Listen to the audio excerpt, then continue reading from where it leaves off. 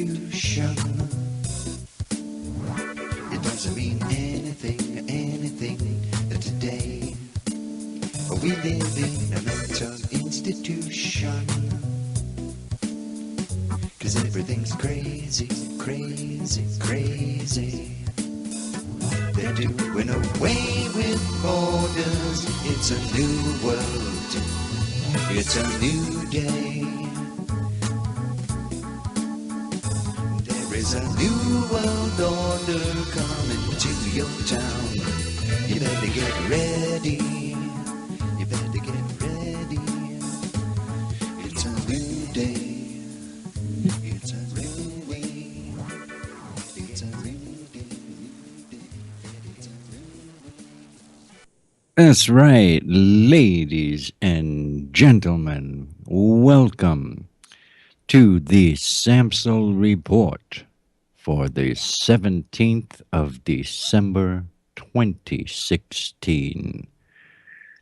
Oh, yes, it is Saturday night, and you are not going to believe what I got for you right here on Revolution Radio. Okay. Coming to you live from beautiful Clearwater, Florida. The phone line is up. The number to call in, 727-474-1086. Okay. All right. Feel free to call in with your comments or questions. Ladies and gentlemen, we live in the Twilight Zone. Oh, yes, we do. I've never seen anything like it. My goodness. The mainstream media is a weapon being used to control and dumb down the American people. Even as they are raped financially, their rights and liberties trampled upon, and America destroyed by design. So, put that in your pipe and smoke it. I've been keeping an eye on what's going on. You know, we're going into the holidays now, ladies and gentlemen. And everybody's going to be focused on Santa Claus and Christmas trees and pretty packages with bows on them, right? And in the meantime, look out, okay? Just look out. Because these people are pissed off and they are desperate. So, anyway, here we go. Let's boogie on down, okay? Anyway, it's time now for a important message, and it's for all you listeners out there. Because this program on Revolution Radio is listener-supported, and that means you, ladies and gentlemen. If you like this network and if you like this program, then please send us money. Okay? All right? We don't want a whole lots of money, but whatever you can spare. That's right. If, by chance, you can come up with $100, you know what you'll get in return from Revolution Radio? 35,000 seeds. And all the info and instructions you need to take them from seeds to the dinner plate, baby. That's right. That's right. And they will last forever. That's right. So, keep that in mind, okay? Let me tell you something, ladies and gentlemen. You need this network. Revolution Radio is the voice of truth and freedom that you won't hear anywhere else. So please help to support informative, entertaining, fabulously original, innovative, cutting edge, enlightening, mind expanding, and awe inspiring programs just like this one. Okay? It's the Samsel Report, and it is heard only exclusively here on Revolution Radio. So please send us money. Okay? All right. Would you do that for a while, Bill? Okay. Like I said, I've been keeping an eye on things here. Unbelievable, ladies and gentlemen. So we're going to get started here in just a second here.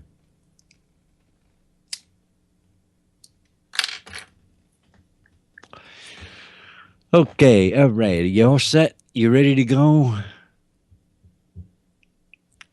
Egypt mourns 25 Christians killed in a church explosion.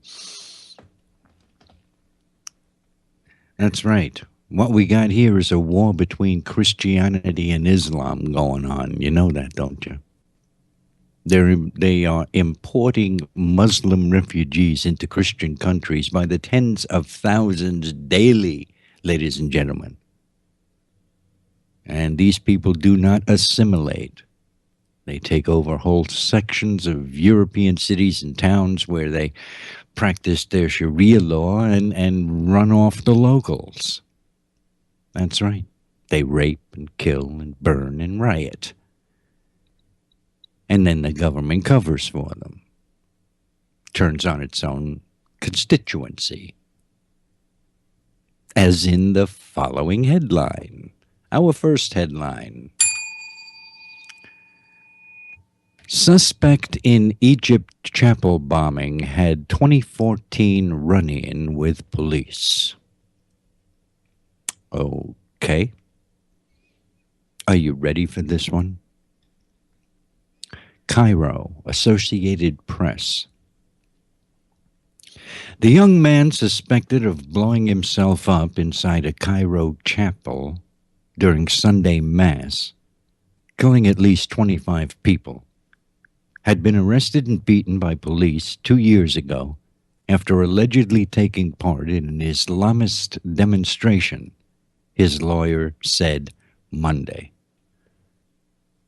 If independently confirmed, Mahmoud Shafiq Mohammed Mustafa would be the latest Egyptian to be radicalized after being subjected to police abuse. Egyptian President Abdel Fattah el-Sisi said the suspect detonated a belt of explosives inside a chapel adjacent to St. Mark's Cathedral, seat of Egypt's ancient Coptic Orthodox Church. The over 100-year-old chapel was packed with worshippers. The dead included more than 20 women and children. 49 others were injured, according to the latest figures from the health ministry. Oh, well, then that explains everything then, I would imagine. The guy was abused by the police. So it's the police who are responsible for this guy going out and murdering 25 people. It's the police who rampantly abused this poor Muslim terrorist and drove him to kill 25 innocent men, women, and children. I get it. I get it now. I get it now. It's the natives' fault. That's right. It's those poor Muslims who are being driven to acts of terrorism by the local police. I got it. I got it. And here all this time I've been blaming the Muslims. Right? Huh? What was I thinking? What was I thinking? Now I understand. It's not the Muslims' fault. So the next time some poor Muslim goes on a rampage and kills 20 or 30 innocent Christians, I got to remember that I shouldn't jump to conclusions. I shouldn't blame all of Islam. See? Because Islam is not a sick, twisted, murderous, and evil religion. Of course not. Islam is not an abomination. Islam is not a sexually perverted, satanic, and demonic force radicalized and weaponized by the New World Order globalists in order to destroy Western civilization. What was I thinking? What was I thinking? Boy, oh boy, oh boy. Meanwhile, Jihad in Germany. 12-year-old Islamist twice attempts bombing at the Christian market. A Christmas market, excuse me. A preteen terrorist cannot be prosecuted under German law. Okay? A young boy tried to set off a nail bomb at a Christmas market in Ludwigshafen, but the device failed to detonate. Prosecutors have confirmed. Okay. All right, here we go again. Here we go. You ready for this? Now, the boy, 12 years old, of Iraqi heritage, attempted to blow up the device at the Ludwigshafen Christmas market on November 26th. When the device failed to detonate, he gave up before trying again on December 5th, prosecutors said on Friday. This time, he took the explosive device hidden in a rucksack filled with nails and placed it in a bush near the town hall. You little bastard. I tell you what. Unfortunately, a pedestrian spotted the bag and alerted police, who then had specialists carry out a controlled explosion. And that was reported by Focus magazine on Thursday, citing security sources.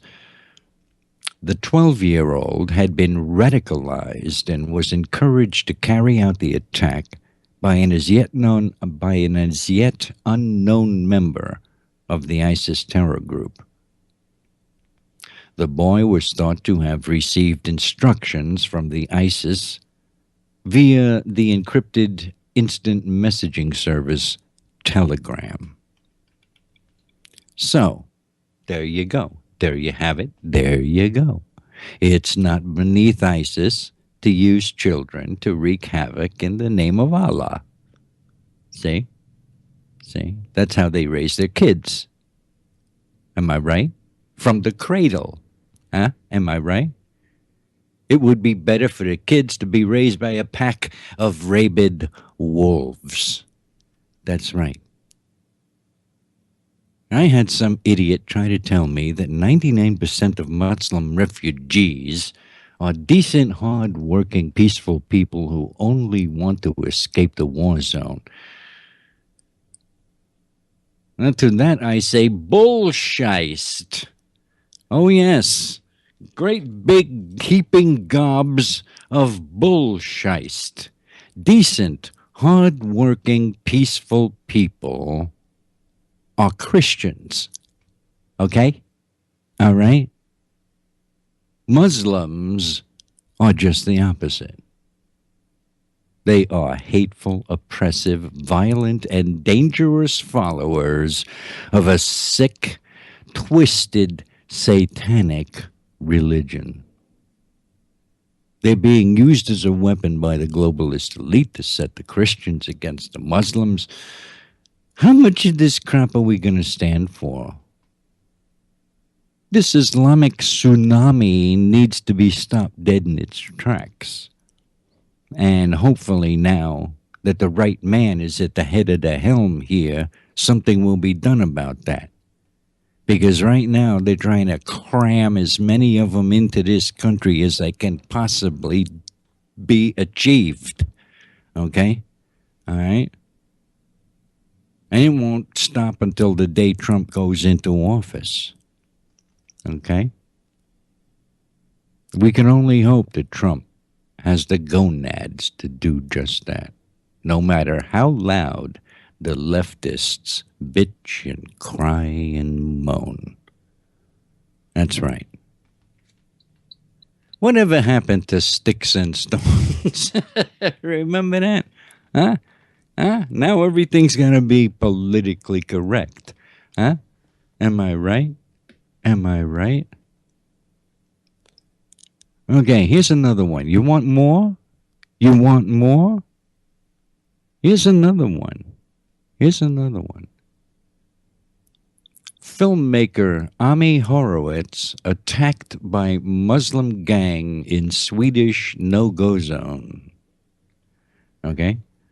Documentary filmmaker Amy Horowitz, whose work has been featured often on Truth Revolt, traveled recently to a no-go zone in Stockholm, Sweden, and he ended up getting punched, kicked, and choked by 5 Muslim migrants. That's right. That's right. I can't pronounce that. What is that? Amy? Ami? Amy? Ami? I don't know. One or the other. One or the other. Anyway, Horowitz said Sweden had taken in more refugees from Islamic countries over the past several years per capita than any other Western country. Horowitz was accosted by a gang of migrants. The gang actually dragged Horowitz off into a nearby building before being scared off by someone's approach.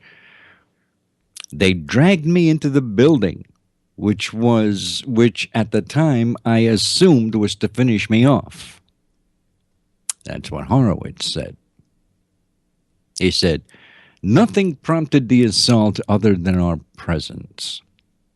Horowitz reported the incident to the Swedish police, but was told that nothing could be done because that's the very definition of a no-go zone. Okay? All right. Got that? Huh? Okay. You're listening to the Samsel Report right here on Revolution Radio. Hello, all you folks out there in Internet Radio land. And hello to all you folks over there down there in the chat room. Down there. Having a good time down there? I hope so. I hope so. Because we're going to change the subject now. I mean, we got subjects all over the place. In fact, I'm going to have to talk fast so I can get all this in one program. Okay? All right? But here we go. Here we go. Different direction now. Pelosi's daughter leads effort to rob Trump's electoral votes. Oh, yes, you heard right. Far left and rogue elements of the CIA setting the framework to justify stealing the election. Well, what planet is this? Sometimes I wonder what world I am living in. Is this real? Is this real? Huh? House Majority Leader Nancy Pelosi's daughter is an elector. How do you like them apples? She's an elector. That's right. And she's leading the effort to steal Electoral College votes from Donald Trump over accusations of Russian hacking made by elements of the CIA. Oh, yes, this is some really important stuff going on here. This is, all right, here we go. 10 electors, led by Pelosi's daughter Christine, have called for an intelligence briefing on claims made by rogue elements of the CIA that the Russian government hacked the DNC and John Podesta's emails to directly benefit Donald Trump. The 10 electors in question comprised 9 Democrats and 1 Republican. In their letter addressed to Director of National Intelligence James Clapper, the electors asked that there was ongoing investigations into ties between Donald Trump, his campaign, and the Russian government interference in the election. That's what they want to know. And they weren't done. They weren't done. They further required a briefing on all investigative findings, as these matters directly impact the core factors in our deliberations of whether Mr. Trump is fit to serve as President of the United States, they added.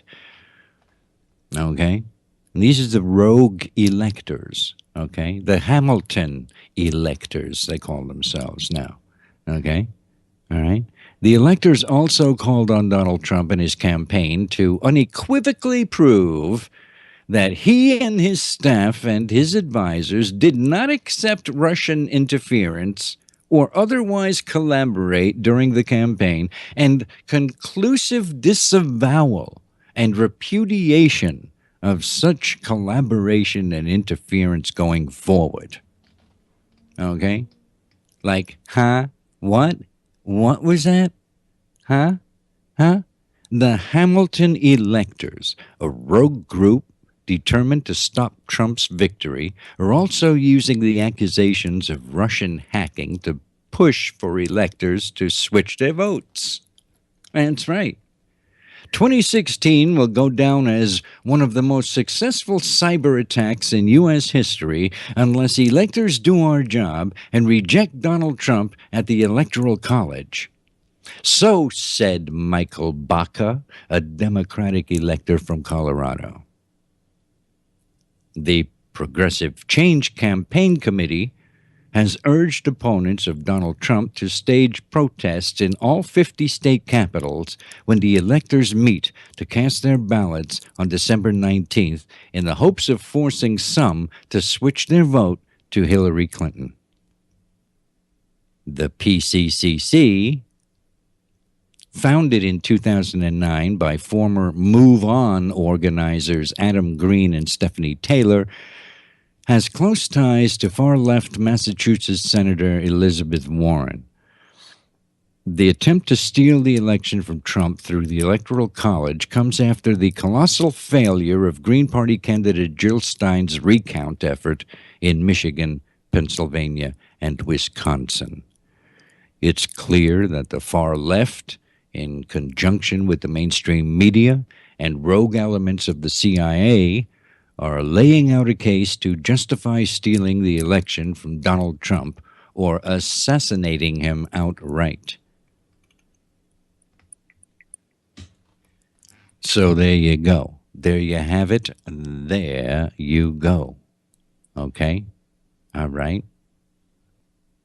We continue. Trump blasts conspiracy theory Russia CIA card. My cigarette went out. Oh, man. FBI does not concur with fuzzy and ambiguous CIA assertions. President-elect Donald Trump has slammed the ongoing effect by detractors on the left to convince the American people that Russia was involved in somehow hacking the U.S. election, causing a Trump victory. The CIA assessment that Russia was somehow involved in the election result was first reported by the Washington Post on Friday, prompting many to label it more fake news as part of an effort to overthrow Trump's victory. As things stand, absolutely no evidence has been produced to substantiate the claims. Okay? All right? Okay. You want more? Former UK ambassador says, I met the DNC leaker. I met him, and he isn't a Russian. Okay? All right? Craig Murray calls bullshit on CIA claims. Okay? All right? He is more. He is more. Look out. Feds admit no Russian cyber attacks targeting the election. Admission contradicts White House claim of Russian hackers. So they need to make up their minds. Huh? Huh? They contradict it. Check this out.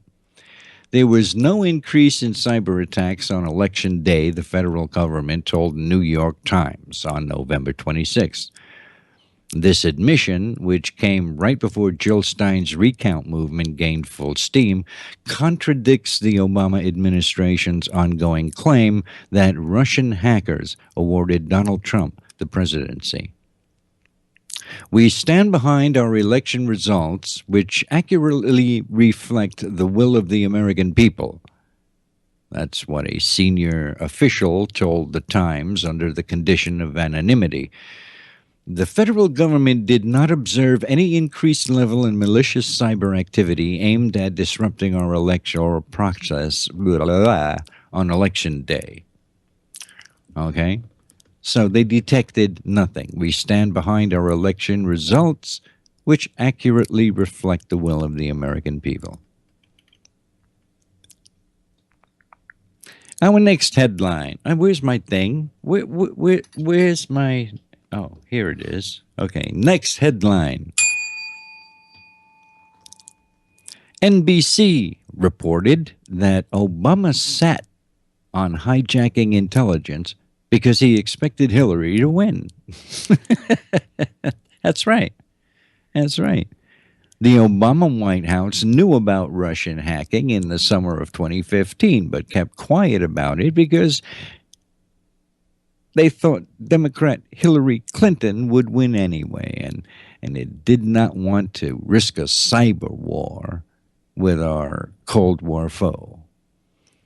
So, here's more. Hillary Clinton, Putin's grudge against me led to hacks. Okay. Just wait a minute. Everybody's talking about hacks. Hacks, hacks, hacks, hacks, hacks, hacks, hacks.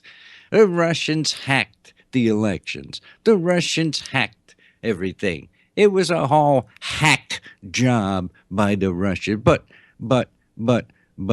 nothing was hacked. Then nothing was hacked. No. It was leaked. It was leaked, which is a whole different thing than being hacked. All right? So it wasn't a hack. It was a leak. Okay? All right? Okay? Anyway, Hillary Clinton says Putin's grudge against me led to hacks. Hillary Clinton said Russian President Vladimir Putin held a grudge against her, which led to this environment. Take that back, which led to this involvement in the alleged hack attacks on Democratic troops. Okay? Clinton made the comments Thursday night in New York at the Plaza Hotel thank you party for donors that she had. That's right. All the pigs were in a trough. That's right. She said she was proud during her tenure as Secretary of State to stand for democracy against Putin. Okay? All right? That's right. That's what she said. Okay? All right? Obama vows to strike Russia for election hacking. Are you ready for this? Huh? President Barack Obama says the United States must and will take action against Russia in response to cyber interference with the election. Obama tells NPR News the U.S. will respond at a time and place of our choosing. Obama says some of the response may be explicit and publicized, and some of it may not. I think there is no doubt that when any foreign government tries to impact the integrity of our elections, that we need to take action. Now, that's what Obama had to say. Okay? He's going to strike Russia. All right? Now, what? Is it me? Is it me? Or is this taking bullshit to the ultimate level? Huh? Huh? Am I right? Huh? And meanwhile, Putin is ready to meet with Trump at any moment. Russian president eager to mend relations with the U.S. Russian President Vladimir Putin says he is prepared to meet with President-elect Donald Trump at any time. When asked by journalists about the possibility of arranging a meeting with Trump, Putin said, "We are ready at any moment. There are no problems from our side." According to an interview, this transcript released by the Kremlin on Tuesday, Putin said that it is widely known that the elected president of the United States has publicly called for the normalization of the Russian-American relationship. We cannot but support this. That's what Putin said. Those were his words. Okay? Obama said, Russia hacked the DNC, told Putin to cut it out. President Barack Obama said publicly for the first time on Friday that Russia hacked the Democratic National Committee and Hillary Clinton campaign chairman John Podesta, and that the breaches stopped after he told President Vladimir Putin to cut it out. Cut it out. Huh? I said cut it out. Huh? That's what Obama said. He said cut it out. Cut it out. All right. My ass. My white ass. I tell you what. When they met at the global summit in China is in September. All right. You want more? Here, look out, because here comes another one. Here we go.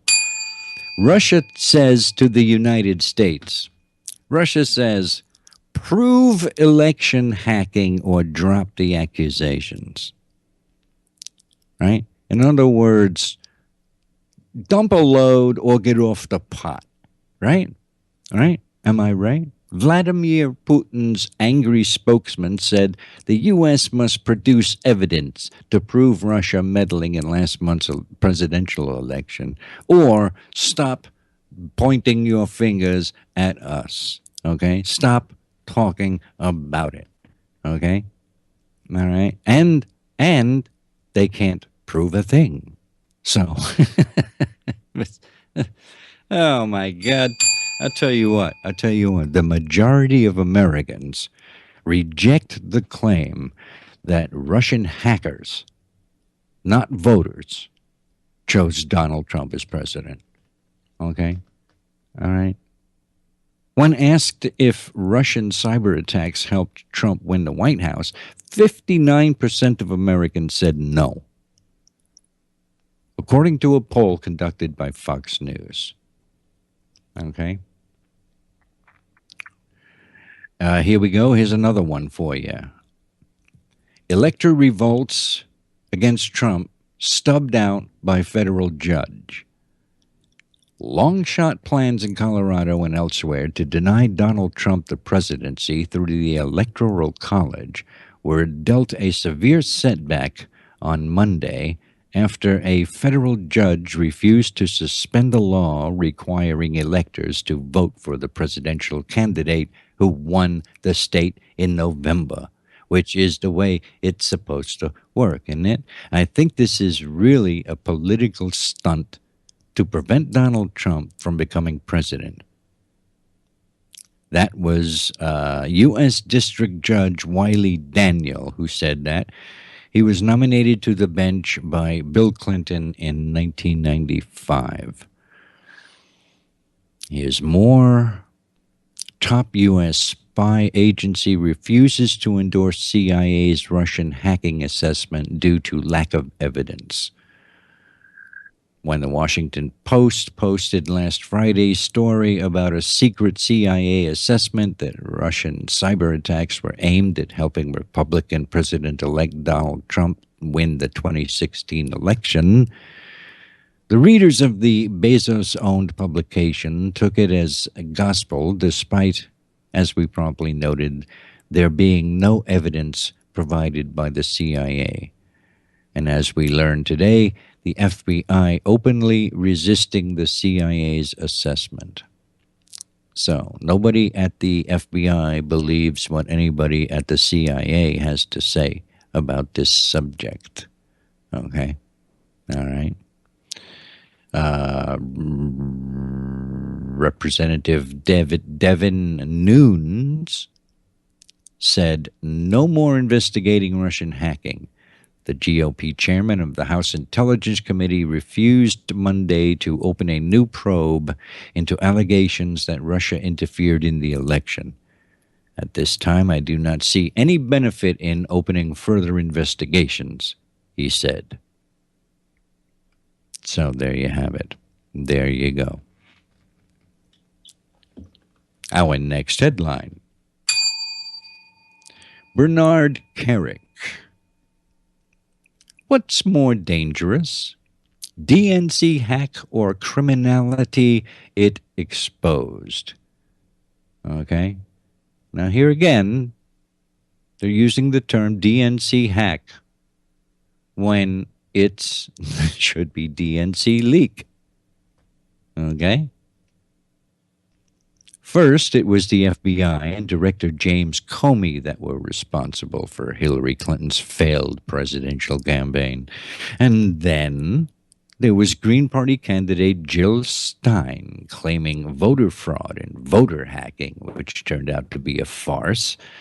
Now, according to a few members of Congress, the CIA has assessed through circumstantial evidence that Russia was responsible for hacking into the Democratic National Committee's emails. We're now learning that the FBI doesn't necessarily agree with the CIA. That's right. That's what I just got finished saying a little while ago, right? If you would have been paying attention, you would have known that. That's the problem with America today, ladies and gentlemen. Nobody pays attention. Huh? Huh? Back in my day, people paid attention. That's right. That's right. Boy, oh boy, oh boy. Piers Morgan. Okay? All right? Piers Morgan. Right. Piers. Like at the pier. Sitting on the dock of the pier. No.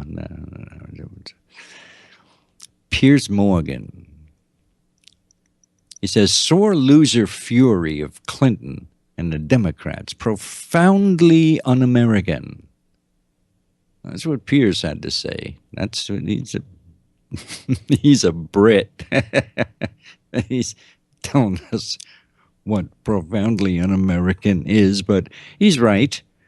I got to give it to him this time. Former CNN personality Piers Morgan on Tuesday blasted Hillary Clinton and the Democrats for their breathtakingly stupid and highly dangerous Hail Mary pass to endorse the attempt to overturn the election via an electoral college coup. But then he won. And now it's Clinton and the Democrats who are trying to weaken the country's institutions. That's what Morgan had to say. Those were his words, written by himself for the Daily Mail. Their deluded, defiant, sore loser fury has known no bounds, Morgan wrote. This is not just an unprecedented and dangerous attack on democracy. It's profoundly un-American. The worst part, Morgan writes, is that the linchpin to Team Clinton's sinister efforts, the alleged interference of the Russians in the election in favor of Trump, fail on one salient point. There is no proof. Okay?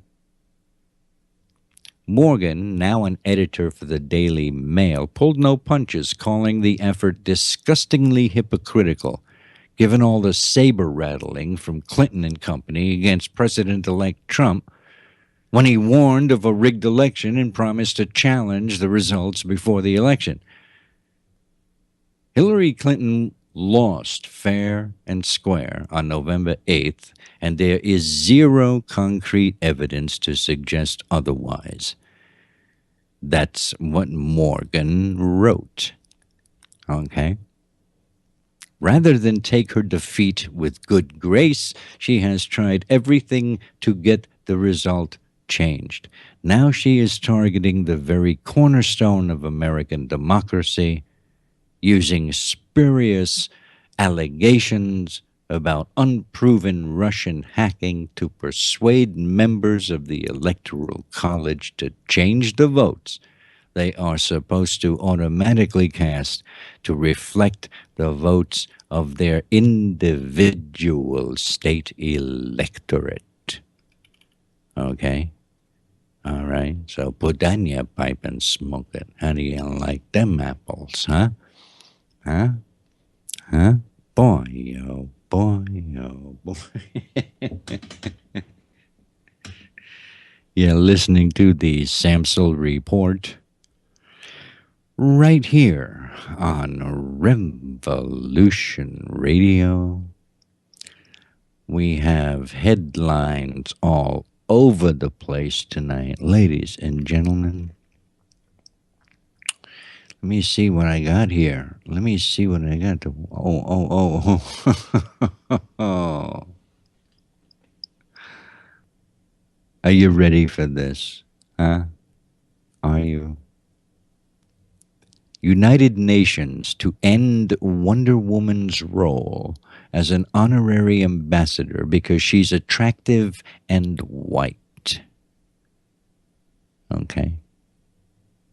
Plans to use superhero in an honorary role in empowerment campaign to fight for gender equality prompted criticism that the choice sent the wrong message. Okay?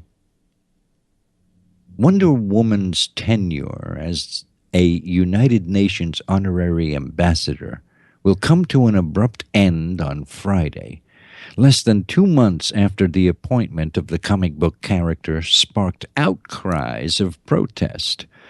Plans had called for the use of Wonder Woman in an empowerment campaign for women and girls into 2017, according to the comic book's publisher. But the character's role is ending this week, a UN spokesman said on Monday. Nearly 45,000 people signed an online petition asking the United Nations Secretary General Ban Ki-moon to reconsider. Although the original creators may have intended Wonder Woman to represent a strong and independent warrior woman with a feminist message, the reality is that the character's current iteration is that of a large-breasted white woman of impossible proportions, scantily clad in a shimmery, thigh-bearing bodysuit. Those were their words. What the petition read. Okay, so my God, what is it? Me? Huh? Is it me or what? Huh? She's too white, ladies and gentlemen. Okay? So Wonder Woman is no-go. No-go on Wonder Woman. She is not politically correct enough for the liberal left. Okay? All right? She's got big boobs. She's too scantily dressed. Okay, she has naked legs, oh my goodness, and to top it all off, she's too damn white. Okay, all right, what do you want? What do you want? What is it you want? A freaking Muslim broad in some hijab? Huh? Is that what you want? To the left and Ban Ki-moon. If Wonder Woman offends you, kiss my ass. Okay? That's what I say to the left and to Ban Ki-moon. Okay? It's just more of the same kind of crap that I am so sick and tired of hearing about. Okay? All right? My God. Boy, oh boy, the leftists here, what is it? It's like a disease of the mind. Okay? Turns your mind into vegetable soup. All right? Liberalism. Okay?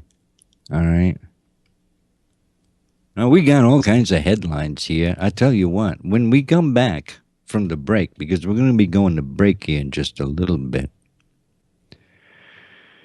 But when we get back here from the break, we're going to have a little change of topic. We will be talking about British households.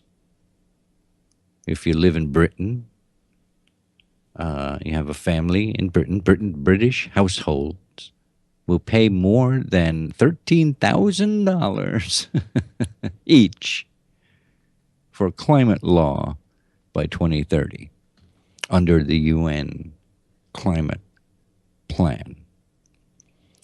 So, there you go. We'll be talking about that.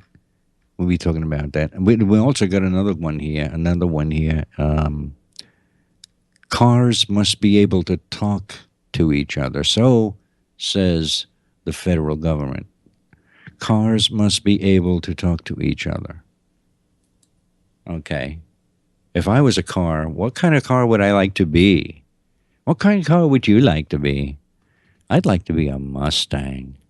I dig Mustangs, man. That's right. What kind of car would you like to be? Wouldn't it be neat if our cars could talk to each other? I wonder what they would say. What would my car say to your car? Look out. Look out. Your car rats on you. It rats on you to the police. You're driving your car down the street, the damn thing rats you out to the police that you're driving over the speed limit.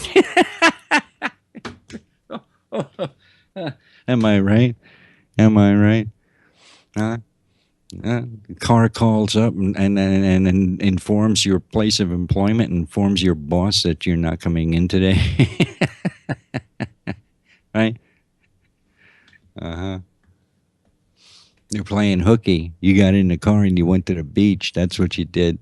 Huh? Wasn't it? Oh, look at smart cars. Smart cars. Boy, oh boy, oh boy.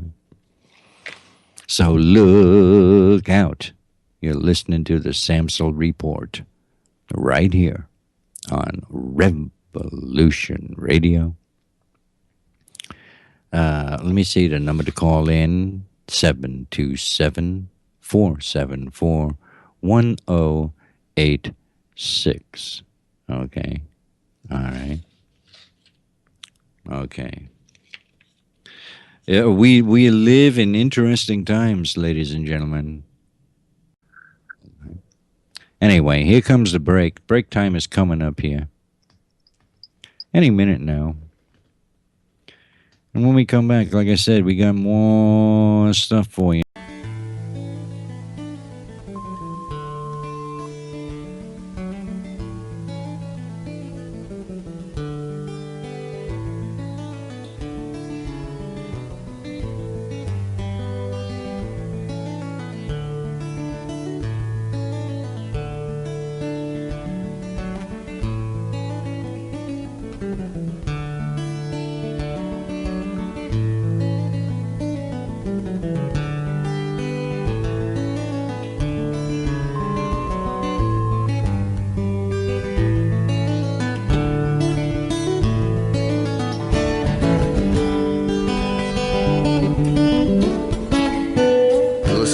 Christian Radio at freedomslips.com, and we'll be right back after this message.